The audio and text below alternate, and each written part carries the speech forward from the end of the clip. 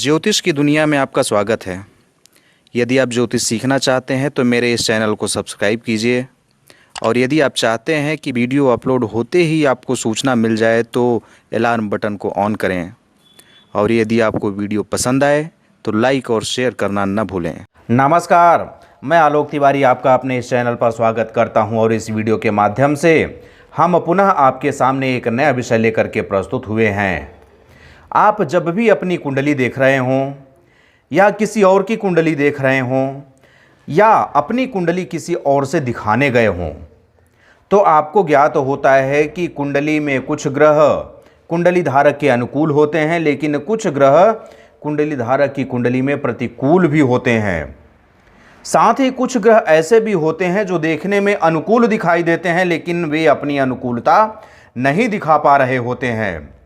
यदि कुंडली धारक इन ग्रहों को अपने अनुकूल कर पाने में सफल हो जाए तो इन ग्रहों से भी सही परिणाम प्राप्त कर सकते हैं। इन ग्रहों को भी अपने अनुकूल करके उनसे उचित परिणाम प्राप्त किया जा सकता है। आज इस वीडियो में इसी संबंध में चर्चा करने जा रहे हैं। तो आइए सबसे पहले आज के वीडियो का शीर्षक देख लेते हैं। प्रस्तुत है आज के वीडियो का शीर्षक, ग्रहों को अपने अनुकूल कैसे करें। जी हाँ, जैसा कि शीर्षक से ज्ञात हो रहा है कि ग्रहों को अपने अनुकूल कैसे करें। इस वीडियो में हम कुछ ऐसी बातों को रखने जा रहे हैं, कुछ प्रमुख 3 बिंदुओं को शामिल करने जा रहे हैं, जिनके माध्यम से आप अपनी कुंडली के ग्रहों को अपने अनुकूल बना सकते हैं।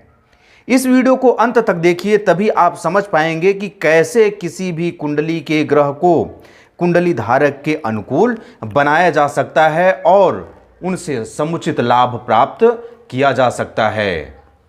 तो आइए अब इस अध्ययन को हम आगे बढ़ाते हैं। प्रत्येक कुंडली में कुछ ग्रह योग कारक तथा कुछ ग्रह मारक होते हैं। आप जब भी अपनी कुंडली दिखाने किसी ज्योतिषी के पास पहुंचेंगे तो आपको ज्ञात होगा कि आपकी कुंडली में सभी ग्रह आपके अनुकूल नहीं हैं। कुछ ग्रह योग कारक हैं, अर्थात अच्छे परिणाम देने वाले हैं, तथा कुछ ग्रह मारक हैं, अर्थात अशुभ परिणाम देने वाले होते हैं। सभी ग्रह अपनी महादशा के दौरान अपनी गुणवत्ता के अनुसार परिणाम देते हैं। गुणवत्ता क्या है? या तो वे योग कारक होंगे या तो वे मारक होंगे। वे चाहे जिस भी स्थिति में होंगे, जब जब उन ग्रहों की महादशा या अंतर्दशा आएगी, वे अपने गुणवत्ता के अनुसार, अर्थात योग कारक हैं तो योग कारक, मारक हैं तो मारक की भूमिका में होते हुए अपना परिणाम देते हैं। महादशा अंतर्दशा के दौरान उनका परिणाम पूरी तरह से जीवन में परिलक्षित होने लगता है। कुछ ग्रह योग कारक होकर के भी उनकी डिग्री कम होने के कारण वे उचित परिणाम नहीं दे पाते हैं। जैसा कि मैंने बताया कि कुंडली में कुछ ग्रह योग कारक होते हैं, कुछ ग्रह मारक होते हैं। योग कारक ग्रह सदैव शुभ परिणाम देने वाले होते हैं, ये सदैव अच्छा परिणाम देते हैं। लेकिन कभी कभी स्थिति यह बनती है कि उनकी डिग्री कम हो गई और वे निर्बल हो गए, जिसके कारण वे उचित परिणाम नहीं दे पाते हैं। इसके अलावा भी एक कारण होता है जब वे उचित परिणाम नहीं दे पाते हैं। कोई भी ग्रह योग कारक होकर के भी पाप कर्तरी दोष में फंस जाए तो वह ग्रह उचित परिणाम नहीं दे पाता है। अब आपके दिमाग में यह घूम रहा होगा कि यह पाप कर्तरी दोष क्या है। पाप कर्तरी दोष का वीडियो आपको अलग से उपलब्ध कराया जाएगा, जिसके माध्यम से आपको पाप कर्तरी दोष के बारे में भी समुचित जानकारी प्राप्त हो जाएगी। यदि कमजोर ग्रहों की शक्ति बढ़ा दी जाए तो उचित परिणाम प्राप्त होने लगते हैं। कोई ग्रह ऐसी स्थिति में हो कि उसकी डिग्री कम हो, जिसके कारण वह निर्बल हो गया हो, या वह पाप कर्तरी दोष में फंस गया हो और पाप कर्तरी दोष से अपने आप को निकालने की शक्ति नहीं जुटा पा रहा हो, उस स्थिति में भी उस योग कारक ग्रह की शक्ति बढ़ा दी जाए तो उससे उचित परिणाम प्राप्त होने लगता है। योग कारक के बाद यदि हम मारक ग्रह की बात करें तो यदि किसी मारक ग्रह की डिग्री 15 अंश तक हो तो वह पूर्ण बली होकर के खराब परिणाम देंगे। किसी भी ग्रह की डिग्री, किसी भी ग्रह का अंश 12 से 18 डिग्री तक हो, 12 से 18 अंश तक हो, तो वह पूर्ण युवावस्था में होकर के पूर्ण बली होता है और वह खराब परिणाम अधिकता में देता है। यदि मारक ग्रह है तो वह किसी भी स्थिति में है आंशिक रूप से आपको खराब परिणाम जरूर देगा, लेकिन यदि वह 12 से 18 अंश के मध्य है तो वह पूर्ण बली होकर के पूरी तरह से खराब परिणाम ही आपको देता रहेगा, जीवन भर आपको परेशान करता रहेगा। ऐसी स्थिति में मारक ग्रहों की शक्ति कम कर दी जाए तो वे निष्क्रिय हो जाएंगे और गलत परिणाम देने की शक्ति ही नहीं रहेगी। यदि कोई ग्रह 15 अंश पर है तो वह पूर्ण युवावस्था में होकर के आपको खराब परिणाम दे रहा है, लेकिन यदि उसको कोई ऐसा उपाय कर दिया जाए जिससे उस ग्रह की शक्ति थोड़ी कमज़ोर हो जाए, वह थोड़ी सी शिथिल स्थिति में आ जाए, तो उसकी शक्ति कम हो जाने से वह थोड़ा निष्क्रिय हो जाएगा और गलत परिणाम देने की उसमें शक्ति नहीं रह जाएगी, जिससे कि जीवन पर उस ग्रह से मिलने वाले खराब परिणाम कम होते जाएंगे। अब यहाँ तक बात यह हुई कि किसी भी कुंडली में, चाहे वह आपकी कुंडली हो चाहे वह किसी अन्य जातक की कुंडली हो, दो तरह के ग्रह दिखाई देंगे। एक तो योग कारक होंगे, दूसरे मारक होंगे। लेकिन इन्हें हम यह बात तो कर रहे हैं कि योग कारक ग्रह यदि कमजोर हो तो उसकी शक्ति बढ़ा दें, मारक ग्रह यदि प्रबल हो तो उसकी शक्ति को शिथिल कर दें। लेकिन होगा कैसे? आपको ऐसा क्या करना होगा कि योग कारक ग्रह की शक्ति बढ़ जाए और मारक ग्रह की शक्ति घट जाए? तो उनके लिए कुछ उपाय करने पड़ते हैं। आइए देखते हैं कि वे कौन कौन से उपाय हैं। ग्रहों की क्षमता अथवा शक्ति बढ़ाने या घटाने के लिए किए जाने वाले उपाय। कुछ ऐसे उपाय हैं जिनके माध्यम से आप ग्रहों की क्षमता, ग्रहों की शक्ति को बढ़ा सकते हैं, घटा सकते हैं। लेकिन वे कौन कौन से उपाय हैं, आज हम उसी के ऊपर बात करने जा रहे हैं। प्रमुख रूप से 3 उपाय होते हैं जिनके माध्यम से आप किसी भी ग्रह को अपने अनुकूल बना सकते हैं, उनकी क्षमता को कुछ बढ़ा सकते हैं, उनकी क्षमता को कुछ घटा सकते हैं। पूरी तरह से उनका प्रभाव तो खत्म नहीं कर सकते हैं, लेकिन उनके दुष्प्रभाव को काफ़ी हद तक इन उपायों के माध्यम से आप कम कर सकते हैं। तो वे उपाय कौन कौन से हैं, आइए देखते हैं। किसी भी ग्रह को अपने अनुकूल बनाने के लिए 3 उपाय किए जाते हैं जो कि बहुत ही कारगर उपाय हैं। पहला, रत्न धारण करना। दूसरा, संबंधित ग्रह का दान करना। तीसरा, संबंधित ग्रह के बीज मंत्र का जाप करना। लेकिन किस स्थिति में ग्रहों का रत्न धारण करना चाहिए, दान करना चाहिए या उनका बीज मंत्र जाप करना चाहिए, यह भी आपको जानना आवश्यक है, तब आप समुचित उपाय कर पाएंगे। तो आइए और आगे बढ़ते हैं। पहला बिंदु या पहला उपाय देखते हैं, रत्न।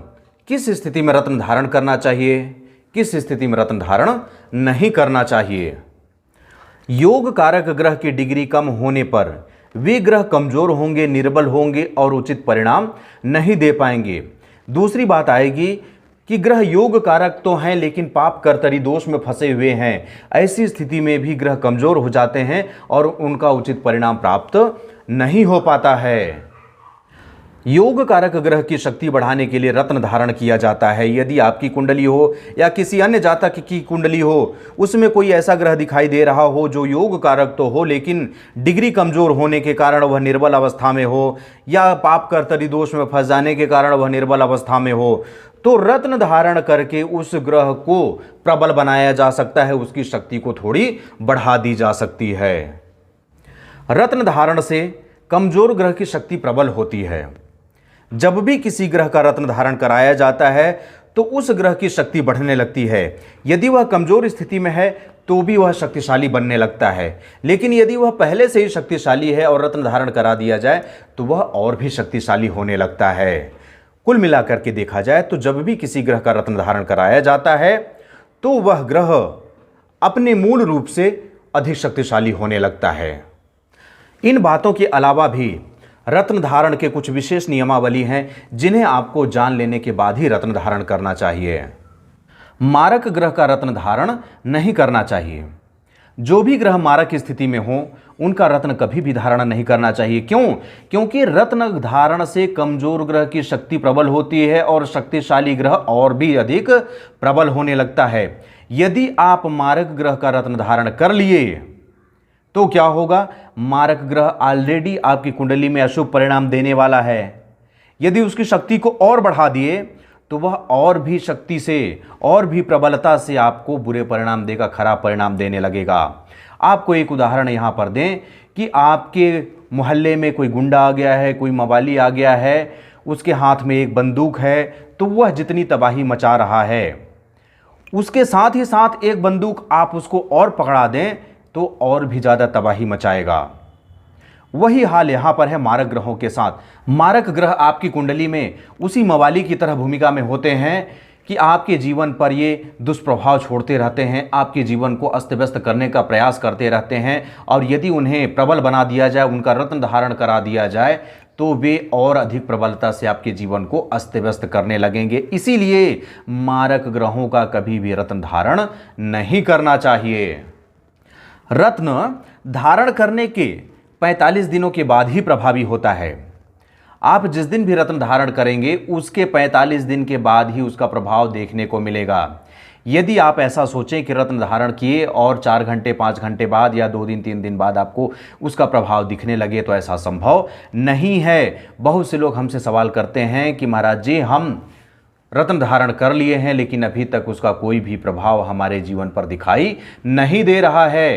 तो इसमें मैं आपको बता दूं कि रत्न धारण करने के 45 दिनों के बाद ही रत्न प्रभावी होता है और उसका परिणाम देखने को मिलता है।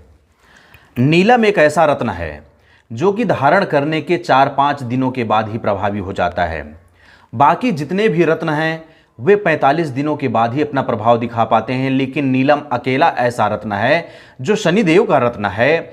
यह एक ऐसा रत्न है जो 4-5 दिनों के बाद ही अपना प्रभाव दिखाने लगता है। राहु एवं केतु का रत्न कभी भी धारणा नहीं करना चाहिए।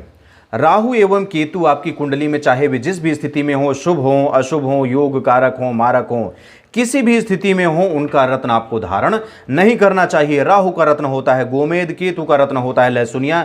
इन दोनों रत्नों को कभी भी किसी भी स्थिति में किसी भी जातक को धारण नहीं करना चाहिए। राहु एवं केतु का रत्न क्यों धारण नहीं करना चाहिए, यह भी आपके मन में संशय उत्पन्न हो रहा होगा। इसका वीडियो भी मैं आपको अलग से पूरे विस्तार के साथ समझाते हुए आपके सामने प्रस्तुत करूंगा, तब आपको समझ में आ जाएगा कि राहु एवं केतु का रत्न क्यों धारण नहीं करना चाहिए। अभी हम यहाँ पर इतना ही बता रहे हैं कि राहु एवं केतु का रत्न कभी भी धारण नहीं करना चाहिए। दूसरा बिंदु या दूसरा उपाय है दान। दान किस स्थिति में किस ग्रह का करना चाहिए, आइए देखते हैं। मारक ग्रहों का दान करके उनके खराब प्रभाव को स्वयं से दूर किया जा सकता है। जब भी आपके कुंडली में कोई ग्रह मारक दिखाई दें और उनसे खराब परिणाम प्राप्त हो रहा हो, तो उनके खराब प्रभाव को दूर करने के लिए उन ग्रहों से संबंधित वस्तुओं का दान करना चाहिए। प्रत्येक ग्रह से संबंधित कोई ना कोई वस्तु होती है जिसमें उस ग्रह का वास माना जाता है। उस ग्रह को उस वस्तु से जोड़ कर देखा जाता है और उस वस्तु को आप यदि दान स्वरूप कहीं अपने आप से दूर कर देते हैं तो ऐसा माना जाता है कि वह खराब ग्रह आपसे दूर जा रहा है, आपसे अपने दुष्प्रभाव को दूर कर रहा है, और इस तरह से आप उस खराब ग्रह के, मारक ग्रह के दुष्प्रभाव से बच सकते हैं। दान के साथ मारक ग्रहों के कुप्रभाव या उनकी खराब शक्तियां भी जातक से दूर जाती हैं। जब भी आपकी कुंडली में कोई ग्रह मारक होता है, उसका कुप्रभाव आपके जीवन पर जरूर दिखाई देता है। उसकी खराब शक्तियां सदैव आपके ऊपर प्रभावी होंगी, जो कि खराब परिणाम देंगी। और जब आप उस ग्रह से संबंधित वस्तुओं का दान करेंगे तो उस दान के साथ वह कुप्रभाव भी दान में चला जाता है, आपसे दूर चला जाता है। वह खराब शक्तियां भी आपसे दान स्वरूप दूर चली जाती हैं और उन खराब शक्तियों से, उन कुप्रभावों से आपको मुक्ति मिलने लगता है। इन बातों के अलावा आपको यह भी जानना आवश्यक है कि किस ग्रह का दान करना चाहिए, किस ग्रह का दान नहीं करना चाहिए। तो आइए उसका भी अध्ययन कर लेते हैं। योग कारक ग्रहों का कभी भी दान नहीं करना चाहिए।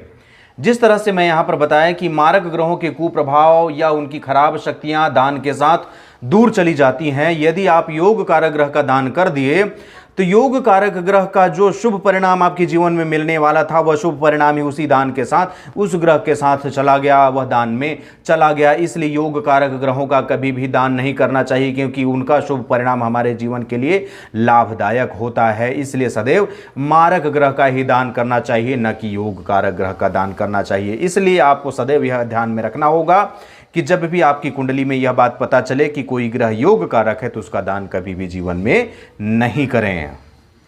योग कारक ग्रहों का दान करने से ग्रहों के अच्छे परिणाम भी जातक से दूर चले जाएंगे। इसलिए सिर्फ मारक ग्रहों का ही दान करना चाहिए, न कि योग कारक का। तीसरा, अंतिम एवं सबसे महत्वपूर्ण उपाय या सबसे महत्वपूर्ण बिंदु है बीज मंत्र। बीज मंत्र एक अनोखी शक्ति है। बीज मंत्र में जितनी शक्ति है उतना रत्न और दान में भी शक्ति नहीं है। बीज मंत्र किसी भी ग्रह को अपने अनुकूल बनाने के लिए सबसे अनोखी शक्ति है। बीज मंत्र योग कारक ग्रह की शक्ति को बढ़ा देता है तथा मारक ग्रह की शक्ति को शिथिल कर देता है। लेकिन आपको एक बात बता दें कि बीज मंत्र कभी भी किसी भी ग्रह की शक्ति न तो बढ़ा सकता है और ना ही कभी किसी ग्रह की शक्ति को शिथिल कर सकता है, घटा सकता है। फिर हम यहाँ पर क्यों बोल रहे हैं कि योग कारक ग्रह की शक्ति बढ़ा देता है और मारक ग्रह की शक्ति को शिथिल कर देता है? इस बात को हम आपको एक उदाहरण के जरिए समझाने का प्रयास करते हैं। आप जहाँ पर भी रहते हैं, आपके आसपास दो ऐसे व्यक्ति हैं जिनमें से एक आपका परम शुभ चिंतक है और दूसरा आपका परम शत्रु है। जो आपका परम शुभ चिंतक है वह सदैव आपके लिए भला सोचेगा, भला करने का प्रयास करेगा, लेकिन जो आपका शत्रु है वह सदैव आपके लिए अहित करने का सोचेगा। और उनको आप इसी तौर पे देख लें, यदि आपका कोई शुभ चिंतक है वह योग कारक ग्रह के रूप में है और आपका कोई शत्रु है वह मारक ग्रह के रूप में है। जो योग कारक ग्रह है उसी आपके शुभ चिंतक इंसान की तरह आपकी मदद करने का प्रयास करेगा, लेकिन जो मारक ग्रह है उसी आपके परम शत्रु की तरह आपको हानि पहुंचाने का प्रयास करेगा। लेकिन इसके विपरीत यदि आप अपने घर से जैसे ही निकलते हैं, यदि सबसे पहले योग कारक व्यक्ति मिल जाता है, आपका शुभ चिंतक व्यक्ति मिल जाता है, आप उसके पैर छू लेते हैं, उसको प्रणाम कर लेते हैं, उसको अभिवादन कर लेते हैं, तो आपसे वह प्रसन्न हो जाएगा। और यदि आप उससे कोई काम लेकर के जाते हैं तो उसके मन में यह लगा रहेगा कि यह तो रोज़ हमसे मिलता है, रोज़ हमें दुआ सलाम करता है, इसका काम हम जो करने वाले थे उसे शीघ्रातिशीघ्र कर दें और जहाँ तक हो सके हम इसके काम को और अधिक से अधिक अच्छा करने का प्रयास करें। उसी तरह से योग कारक ग्रह का यदि आप बीज मंत्र का जाप कर रहे हैं तो उसका नमन कर रहे हैं, उसे प्रणाम कर रहे हैं, उसका अभिवादन कर रहे हैं, तो वह ग्रह भी अपना अभिवादन सुन के आपसे प्रसन्न होगा और जो शुभ परिणाम आपको देना चाहिए था उससे कहीं बढ़कर के शुभ परिणाम देगा। दूसरी तरफ हम आपके उस परम शत्रु की बात करें जो मारक ग्रह की भूमिका में है। यदि आप अपने घर से निकलते हैं, आपका वह परम शत्रु आपके सामने आ जाता है, आप उसे प्रणाम कर लेते हैं, उसका चरण स्पर्श कर लेते हैं, उसका अभिवादन कर लेते हैं, तो वह आपको शुभ आशीष ही देगा, भले वहाँ से चला जाए।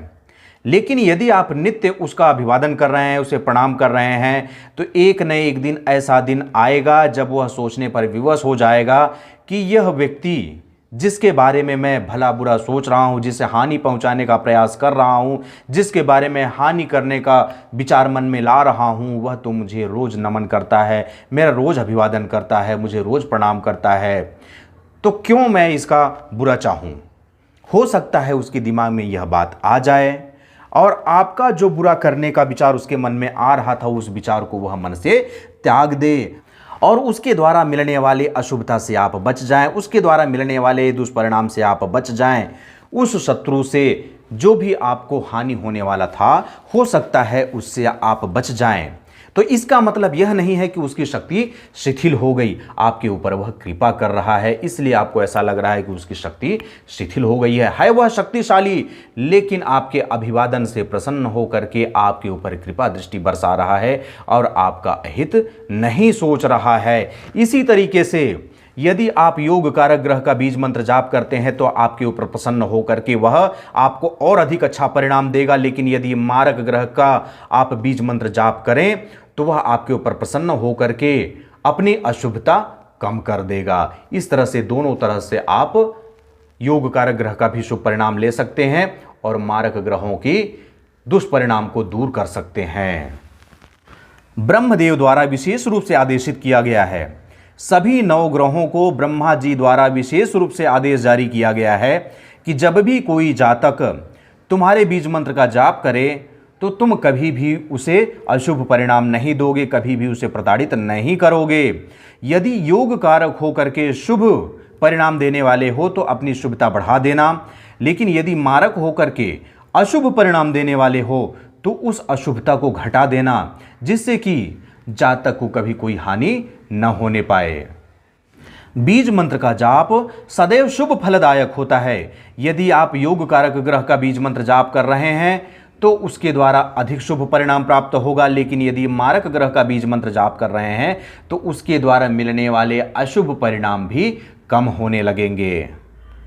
इस तरह से योग कारक और मारक दोनों ग्रहों के बीज मंत्र का जाप आपके लिए सदैव शुभ फलदायक होगा। बीज मंत्र से संबंधित इन बातों के अलावा भी आपको कुछ बातों को जानना आवश्यक है, तो आइए उन बातों को भी हम जान लेते हैं। बीज मंत्र ग्रहों के योग कारक या मारक दोनों ही स्थिति में लाभदायक होता है। बीज मंत्र एक ऐसा उपाय है, बीज मंत्र एक ऐसा हथियार है जिससे आप सभी ग्रहों को प्रसन्न कर सकते हैं। योग कारक ग्रह को भी प्रसन्न कर सकते हैं, मारक ग्रहों को भी प्रसन्न कर सकते हैं, और जब ग्रह आपके ऊपर प्रसन्न हो जाएंगे तो सीधी सी बात है, आपको लाभ ही प्राप्त होगा। इसलिए बीज मंत्र एक ऐसा हथियार है जो योग कारक और मारक दोनों ग्रहों को अपने अनुकूल बनाने में हमारी मदद करता है। बीज मंत्र जाप प्रारंभ करने के 45 दिनों के बाद ही प्रभावी होता है। आप जिस भी दिन बीज मंत्र का जाप प्रारंभ करेंगे वहां से आप गिन करके देखें, 45 दिन तक आपको कोई भी प्रभाव देखने को नहीं मिलेगा, उसके बाद ही आपको प्रभाव देखने को मिलेगा।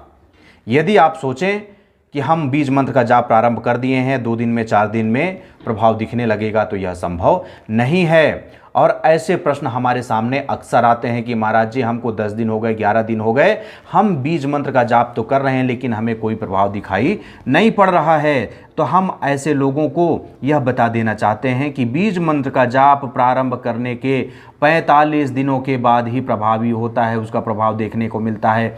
यदि आप उससे पहले सोचें कि उसका प्रभाव दिख जाए तो यह संभव नहीं है। बीज मंत्र का जाप यदि स्वयं करें तो ज़्यादा लाभदायक होगा। यदि आप बीज मंत्र का उच्चारण करने में समर्थ हैं तो संबंधित ग्रह का बीज मंत्र स्वयं जाप करें तो आपके लिए ज़्यादा लाभदायक होगा। लेकिन आप किसी कारणवश बीज मंत्र का जाप करने में असमर्थ हैं तो आप अपने घर में एक अनुष्ठान रख के ब्राह्मणों के द्वारा भी बीज मंत्र का जाप करा सकते हैं। इस तरह से आपने यह जानकारी तो प्राप्त की कि किसी भी ग्रह को अपने अनुकूल करने के लिए रत्न धारण करना चाहिए, दान करना चाहिए या बीज मंत्र का जाप करना चाहिए। लेकिन किस ग्रह के लिए कौन सा रत्न निर्धारित है, किस ग्रह के लिए क्या दान करना चाहिए और किस ग्रह के लिए कौन सा बीज मंत्र जाप करना चाहिए, तो इसके लिए आने वाले वीडियो में हम, इसके जस्ट बाद वाले वीडियो में हम लगातार रत्न, दान और बीज मंत्र का अलग अलग एपिसोड आपके सामने प्रस्तुत करेंगे, जिसके माध्यम से आपको पूरी तरह से जानकारी प्राप्त हो जाएगी कि आपको कौन से ग्रह के लिए कौन सा रत्न धारण करना है, किस ग्रह के लिए क्या दान करना है और किस ग्रह के लिए कौन से बीज मंत्र का और कितनी संख्या में जाप करना है। मैं आशा करता हूं कि यह वीडियो आपको पसंद आया होगा। अब मुझे आगे दीजिए, मिलते हैं अगले वीडियो के साथ रत्न की संपूर्ण जानकारी के साथ। तब तक के लिए अलविदा। जय हिंद, जय भारत, जय गुरुदेव, बम बम भोलेनाथ की।